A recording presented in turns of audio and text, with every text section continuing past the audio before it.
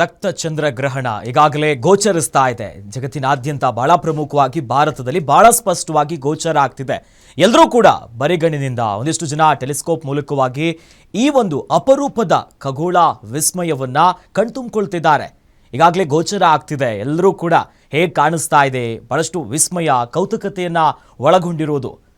ಹಾಗಾಗಿ ಚಂದ್ರನ ಹೊರಭಾಗಕ್ಕೆ ಭೂಮಿಯ ನೆರಳು ಏನು ಸ್ಪರ್ಶಿಸ್ತಾ ಇದೆಯಲ್ಲ, ಹೀಗಾಗಿನೇ ಇದು ಕೆಂಪು ಬಣ್ಣ ಅಥವಾ ತಾಮ್ರ ಮಿಶ್ರಿತವಾಗಿ ಕೆಂಪಾಗಿ ಬ್ಲಡ್ ಮೂನ್ ಅಂತ ನಾವೇನು ಹೇಳ್ತೀವಲ್ಲ, ಹಾಗಾಗಿ ಈಗ ಅಗಸದಲ್ಲಿ ನೆರಳು ಮತ್ತು ಬೆಳಕಿನ ಆಟ ಈಗಾಗಲೇ ಆರಂಭ ಆಗಿದೆ.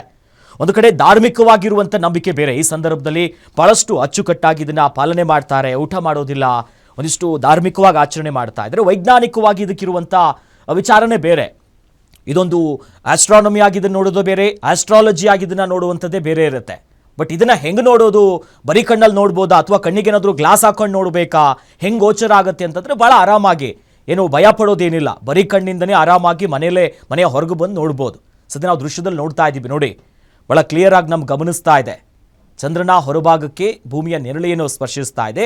ಜಗತ್ತಿನಾದ್ಯಂತ ಒಂದೊಂದು ಭಾಗದಲ್ಲಿ ಒಂದು ರೀತಿ ನೋಡಿ. ನಾವು ಬೆಂಗಳೂರಿನ ನೆಹರು ತಾರಾಲಯದಿಂದ ನಾವೇನು ಲೈವ್ ನೋಡ್ತಾ ಇದ್ದೀವಲ್ಲ, ಇಲ್ಲೂ ಒಂದು ರೀತಿ ಕಾಣಿಸ್ತಾ ಇದ್ರೆ, ಅತ್ತ ಇಸ್ರೇಲಿಂದ ಲೈವ್ ಅಲ್ಲಿ ಹೇಗೆ ಚಂದ್ರ ಗೋಚರಿಸ್ತಿದ್ದಾನೆ ಅಂತಂದ್ರೆ, ಅಲ್ಲಿ ಬೆಳಕು, ಈ ಭೂಮಿಯ ನೆರಳು ಯಾವ ರೀತಿಯಾಗಿ ಅಲ್ಲಿದೆ, ಅಲ್ಲಿ ಸ್ವಲ್ಪ ಮಟ್ಟಿಗೆ ಇನ್ನಷ್ಟು ರೆಡ್ ಆಗಿ ಆ ಬೆಳಕಿನ ಹೆಚ್ಚತೆ ಅಲ್ಲಿ ಕಾಣಿಸ್ಬೋದು.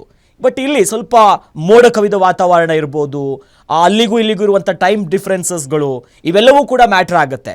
ಹೀಗಾಗಿ ದೇಶದಾದ್ಯಂತ, ಜಗತ್ತಿನಾದ್ಯಂತ ಒಂದೊಂದು ಕಡೆ ಒಂದೊಂದು ರೀತಿಯಾಗಿ ಕಾಣಿಸುತ್ತೆ.